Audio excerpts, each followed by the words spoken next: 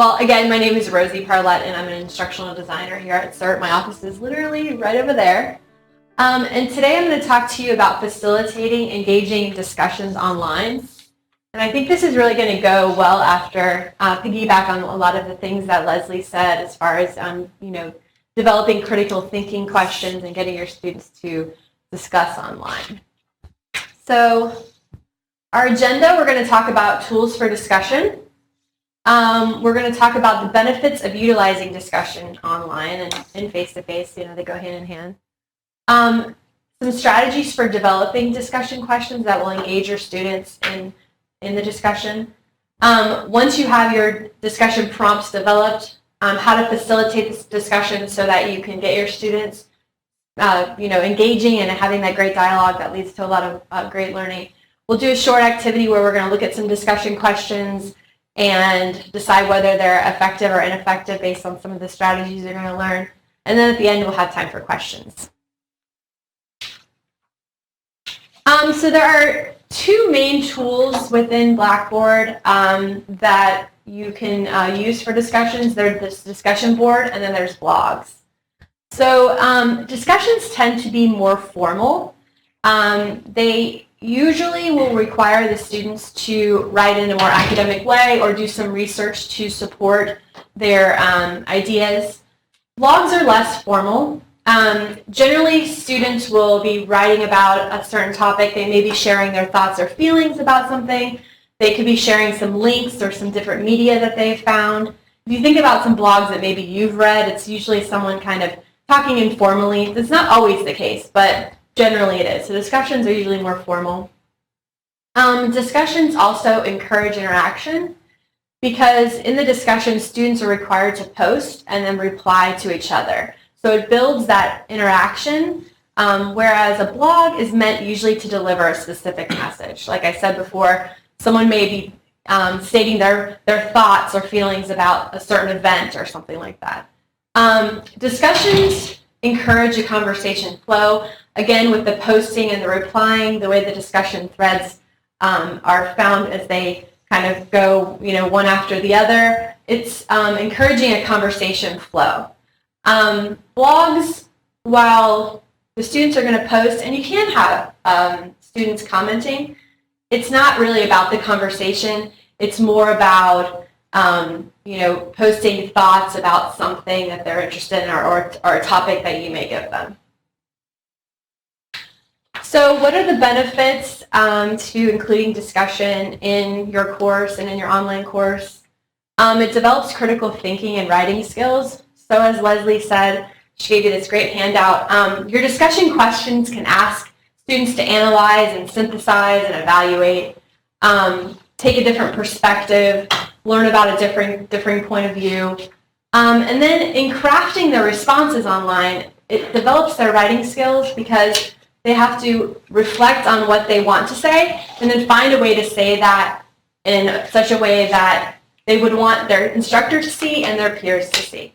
So it builds those writing skills in that they really have to think about what they want to say before they type it. Usually, you want that to happen anyway. So it develops those writing skills. Discussions also build a strong learning community. When students interact with each other and they have the conversation online, they have that dialogue, they learn more about each other and they learn about you. So in online classes where there may not be any discussion at all, there's not really a community.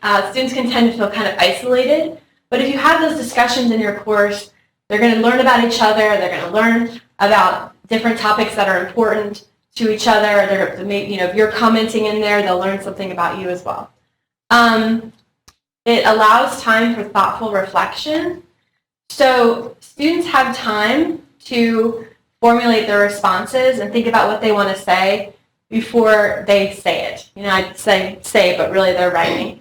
In a face-to-face course, you ask a question, and Leslie has some really great strategies for getting everybody involved. But if you ask a question, typically students maybe have a few seconds to kind of think about what they want to say and then raise their hand.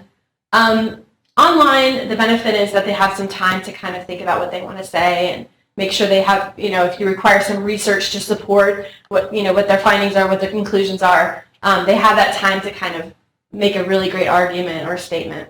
It facilitates exploratory learning.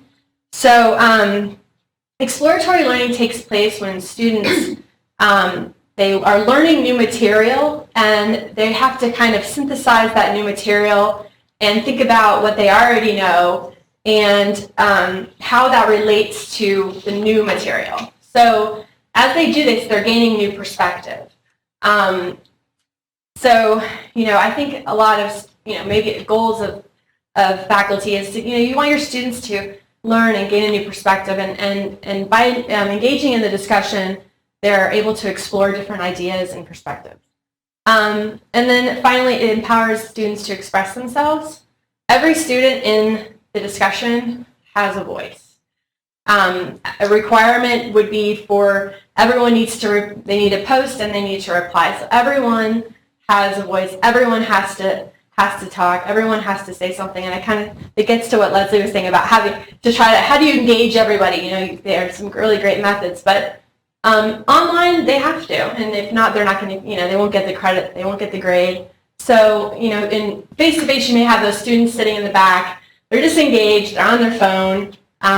Online, that they're really empowered to express themselves.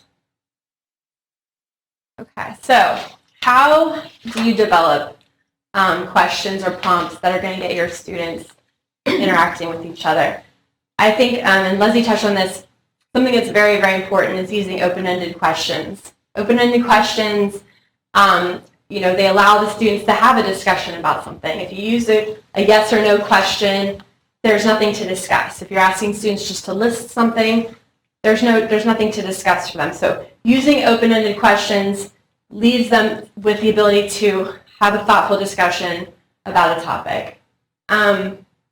Asking one question at a time is important as well, because if you have a discussion prompt and you have a question and then you have 4 follow-up questions, well, the students, which question did they answer? They may answer all of them, but when it comes time to reply to their peers, which question do I answer? Do I answer all 5?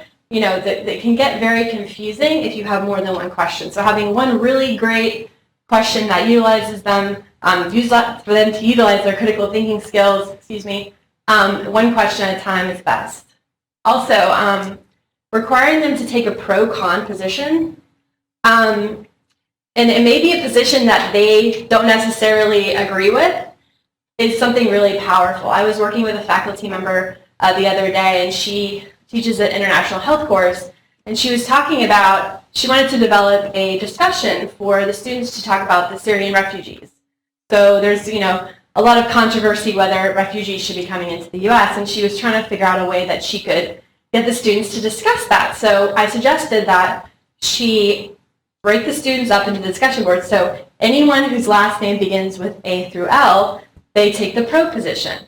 And anyone who has a last name that begins N through Z, they take the con. So people who are taking the con, they may be for it.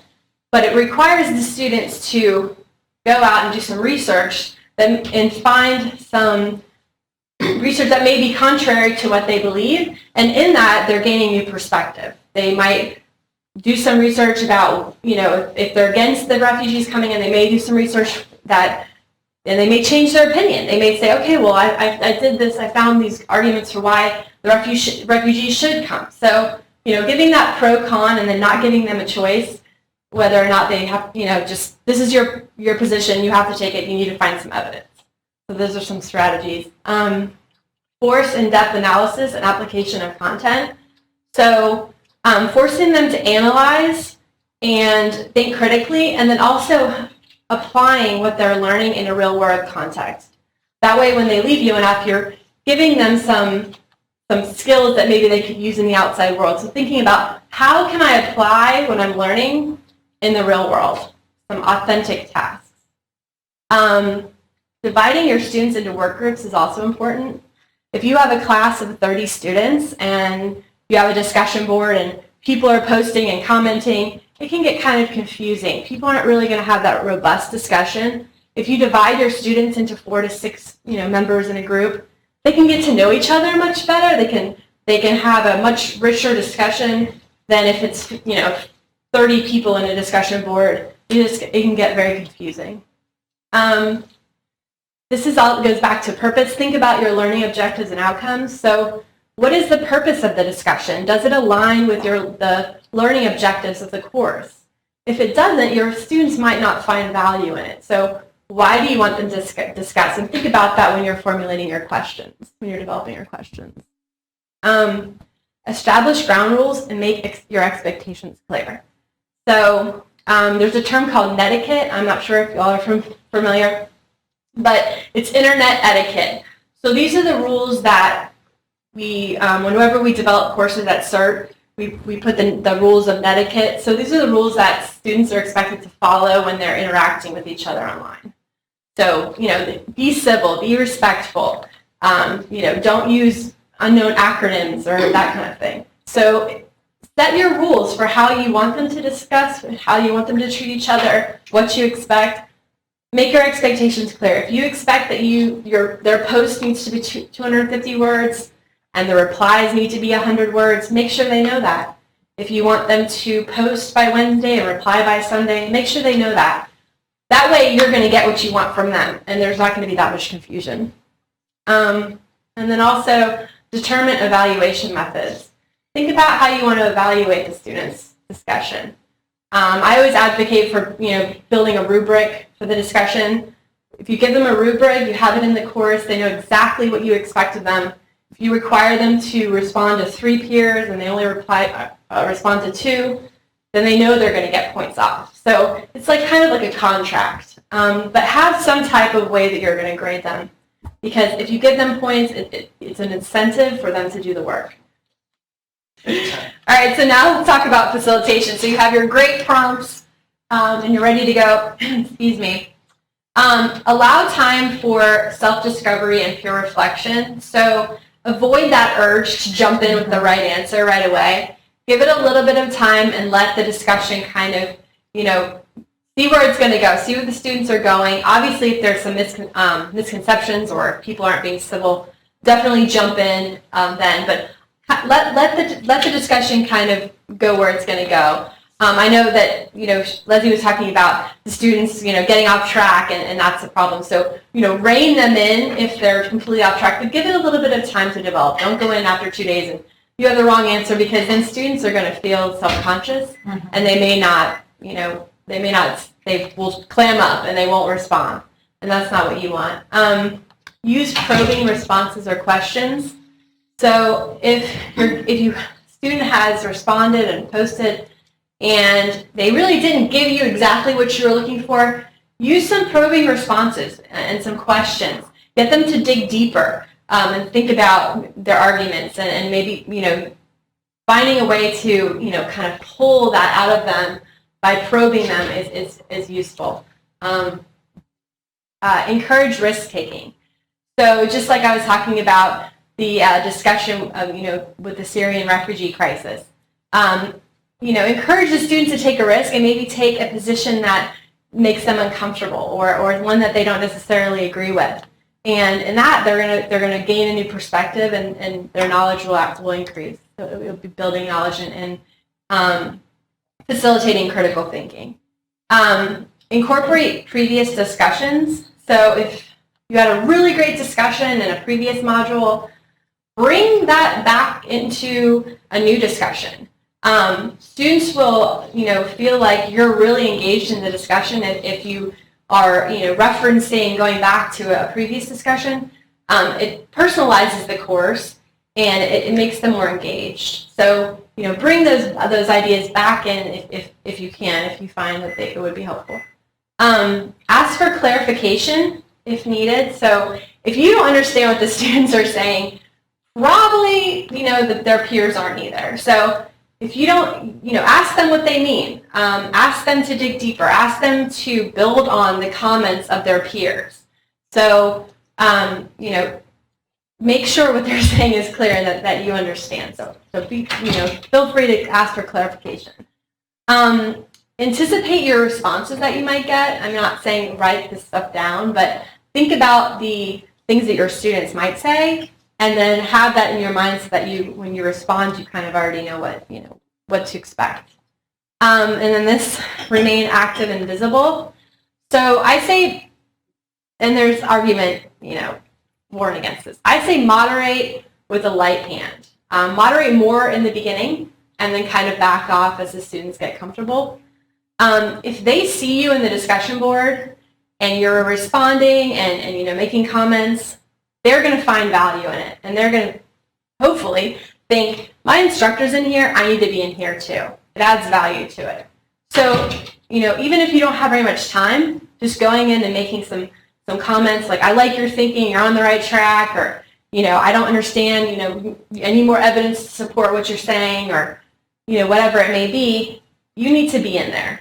And like I said, there's some controversy because some people think that we shouldn't be in there at all. And actually, we've gone back and forth with this with the instructional designers in TUL because, well, do we just let the discussion kind of develop and go and not, interfere? But I do think it's important for an instructor to be there, to be visible, and kind of lead the discussion where you want it to go.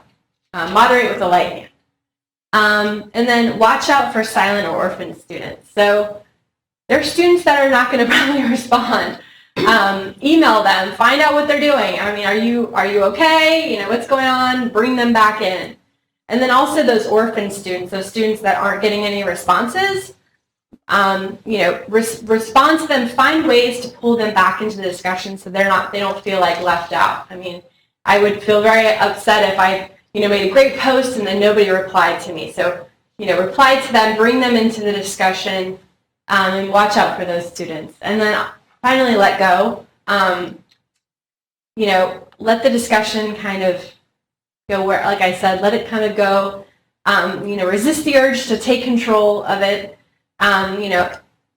if you can. I mean, obviously, if things aren't going well and, they're off track completely, but kind of let it go and see where it ends up. And I think you'll be, happy about that. If you divide them into groups, perhaps, if you have these really large classes and you divide them into groups, say like 6 or 7 students, and then give them a topic to discuss, and it could be the same question or it could be a relevant question. And then maybe you could do group comments. So just go into the group, read through the group, and then, comment on what the group is saying as a whole rather than individual students. That might, kind of break it up with these large classes, because I know it would take you a week to get through all of that and write these thoughtful comments. But I think breaking them into groups might help with that. And then you could just, leave comments for something for the whole group, like you guys are on the right track or whatever it may be, and, Right. So you go into group 1, you read what they're doing, and then, like Leslie was saying, make those comments for the whole group rather than individually. And you can call out 1 or 2. Yeah. Like, Joey did a great job with this, or Susie, so they see that you're reading everything. Mm-hmm. Yeah. Just like in class, you might say. That's where the groups comes in. Okay. Because if they're only interacting with maybe 5 of their peers, they are, it doesn't become boring because they're going to have a much deeper discussion with those 5 peers and be able to ask more questions and kind of get deeper into the subject. Whereas if you have 30 students all interacting with each other, I think the groups is a really great strategy to kind of, for the feedback, and then also for, being able to enhance the discussion and really get the students kind of talking in depth with each other. I think that supports that. The groups is a really good strategy for that. So, well, thank you. Again, my name is Rozy Parlette. I have cards on the back table.